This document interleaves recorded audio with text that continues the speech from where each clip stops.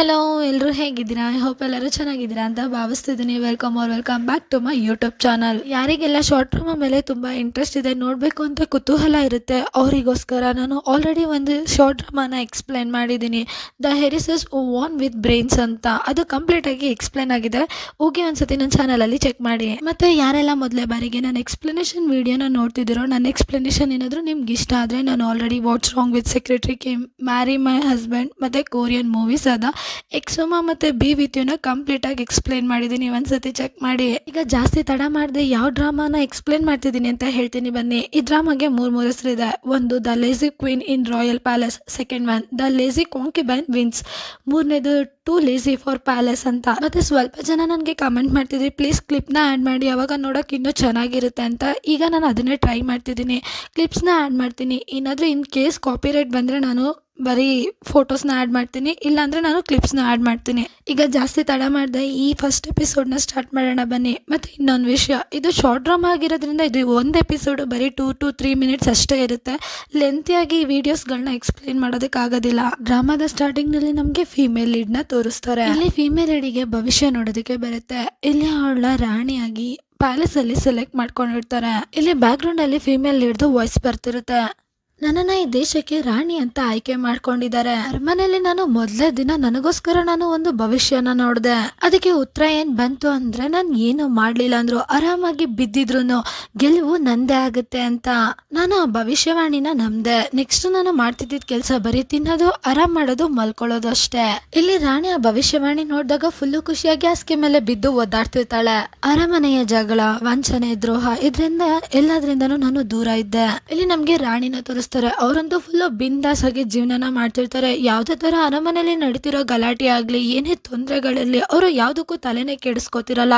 ಇಲ್ಲಿ ಬರೀ ಅವರು ತಿನ್ನೋದು, ಮಲ್ಕೊಳ್ಳೋದು, ಇದೇ ತರನೇ ಅವ್ರ ಜೀವನನ ಅವರು ಆರಾಮಾಗಿ ಸಾಗಿಸ್ತಿರ್ತಾರೆ. ಒಬ್ಬ ರಾಜನ್ಗೆ ತುಂಬಾ ಜನ ರಾಣಿದಿರಿರ್ತಾರೆ ಅನ್ನೋದು ನಮ್ಗೆ ಎಲ್ಲರಿಗೂ ಗೊತ್ತಿದೆ. ಇಲ್ಲಿ ಈ ರಾಣಿ ಮಲಗಿದ್ದಾಗ ಅವಳ ಸೇವಕಿ ಬಂದು ಆ ರಾಣಿನ ಎಬ್ರಿಸ್ತಿರ್ತಾರೆ. ರಾಣಿಯರೇ ಎದ್ದೊಳಿ, ನೀವು ಫಸ್ಟ್ ರಾಣಿ ಅದ್ರ ಮಾತುಕತೆಗೆ ಹೋಗ್ಬೇಕಂತೆ ಅಂತ ಎಬ್ರಿಸ್ತಿರ್ತಾಳೆ. ಇಲ್ಲಿ ಅದಕ್ಕೆ ಆ ರಾಣಿ ಹೇಳ್ತಿರ್ತಾಳೆ, ನನ್ಗೆ ತುಂಬಾ ತಲೆ ನೋವ್ತಿದೆ, ನನ್ ಕೈಲಾಗಲ್ಲ ಅಂತಳು. ಮತ್ತೆ ರಪ್ಪ ಅಂತ ಹಾಸಿಗೆ ಮೇಲೆ ಬಿದ್ದು ಮಲ್ಕೊಬಿಡ್ತಾಳೆ. ಈಗ ಅಲ್ಲಿ ನಮ್ಗೆ ತೋರಿಸ್ತಾರೆ, ರಾಣಿ ಆರಾಮಾಗಿ ತಿನ್ಕೊಂಡು ಕುಡ್ಕೊಂಡು ಕೂತಿರ್ತಾಳೆ. ಅವಳಿಗೆ ಊಟದ ಯಾವುದೇ ತರ ತೊಂದರೆ ಇರಲ್ಲ, ಯಾಕೆಂದ್ರೆ ಅವಳು ರಾಣಿ ಅಲ್ವಾ. ಎಲ್ಲಾ ತರ ಊಟನು ಅವಳು ರೂಮ್ಗೆ ತಂದು ಕೊಡ್ತಾರೆ. ಸೊ ಅದಕ್ಕೆ ಅವಳು ತಿಂತಿರ್ತಾಳೆ.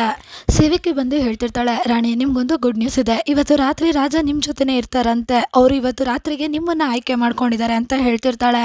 ಈ ಮಾತನ್ನ ಕೇಳಿ ರಾಣಿಗೆ ಫುಲ್ ಶಾಕ್ ಆಗ್ಬಿಡುತ್ತೆ. ಅವಳ ಕೈಯಲ್ಲಿ ಇಟ್ಕೊಂಡಿರೋ ಊಟನು ಅವಳು ಕೆಳಗಡೆ ಬೆಳೆಸ್ಬಿಡ್ತಾಳೆ. ಇಲ್ಲಿ ಅವಳು ನಾಟಕ ಆಡೋದಕ್ಕೆ ಕರ್ಚಿಫ್ನ ತಗೋತಾಳೆ.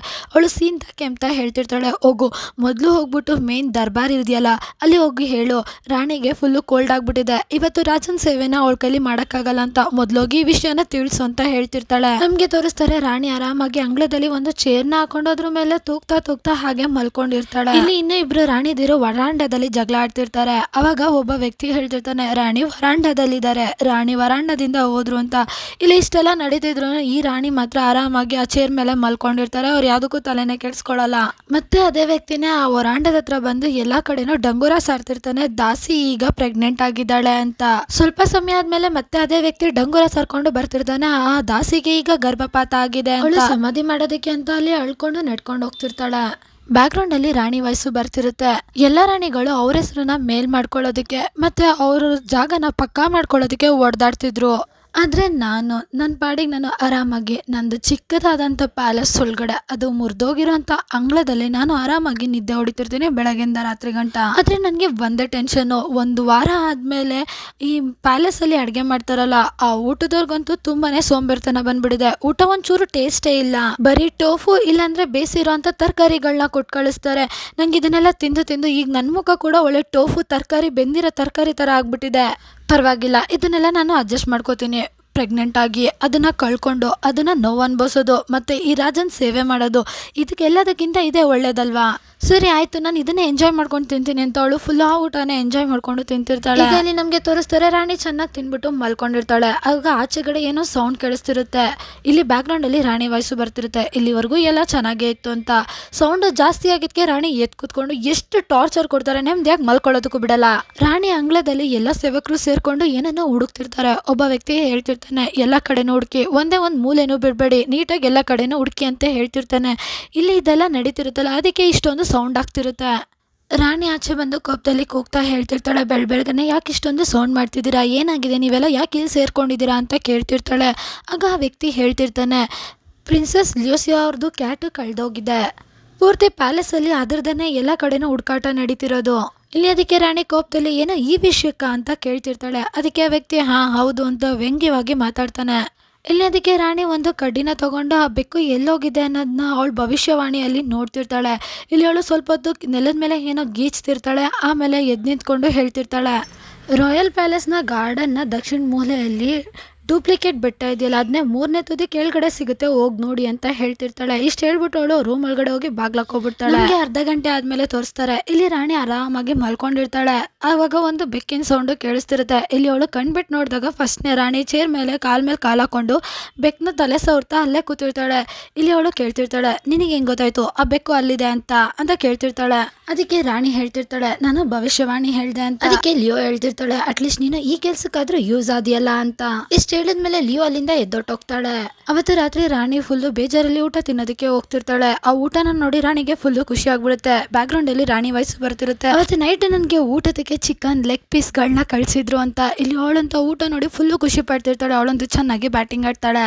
ನೆಕ್ಸ್ಟ್ ಲಿಯೋ ಸೂಸಿಂಗ್ ಅವ್ರ ಜಾಗಕ್ಕೆ ಅಂದ್ರೆ ಪ್ಯಾಲೇಸ್ಗೆ ಬರ್ತಾಳೆ. ಇಲ್ಲಿ ಅವಳು ಫುಲ್ಲು ಕೋಪದಲ್ಲಿ ಬರ್ತಿರ್ತಾಳೆ. ಸೂಸಿಂಗ್, ರಾಯಲ್ ಪ್ಯಾಲೇಸ್ ಅಲ್ಲಿ ಇದ್ದಿದ್ದ ಗಾರ್ಡನ್ ಅಷ್ಟು ಚೆನ್ನಾಗಿತ್ತು, ಒಂದೇ ದಿನಕ್ಕೆ ಅಲ್ಲಿರೋ ಹೂವಗಳೆಲ್ಲ ಸತ್ತೋಗಿದೆ, ನೀನೇನಾದ್ರೂ ಮಾಡಿದ್ಯಾ ಅಂತ ಕೇಳ್ತಿರ್ತಾಳೆ. ಇಲ್ಲಿ ಸೂಸಿಂಗು ಫುಲ್ಲು ಸೋಂಬೇರಿ ತಂದಲ್ಲೇ ಹೇಳ್ತಿರ್ತಾಳೆ, ಸೌತ್ ವೆಸ್ಟ್ ಕಾರ್ನರ್ ಅಲ್ಲಿ ಊತ್ಗಳ ಕೆಳಗಡೆ 3 ಅಡಿ ಆಳದಲ್ಲಿ ಒಂದು ಗೊಂಬೆನ ಊತಾಕಿದ್ದಾರೆ. ಈ ಮಾತನ್ನ ಕೇಳಿ ಲಿಯೋ ಹೇಳ್ತಿರ್ತಾಳೆ, ಅದನ್ನ ಮೊದಲು ಆಚೆಗೆ ತೆಗಿರಿ. ಇಲ್ಲಿ ನಮ್ಗೆ ತೋರಿಸ್ತಾರೆ ಲಿಯೋ ಮತ್ತೆ ಸೂಸಿಂಗು ಒಂದೊಂದು ಚೇರ್ ಹಾಕೊಂಡು ಅದ್ರ ಮೇಲೆ ಕುತ್ಕೊಂಡು ಆ ಗೊಂಬೆ ಬರೋದಕ್ಕೋಸ್ಕರ ವೇಟ್ ಮಾಡ್ತಿರ್ತಾರೆ.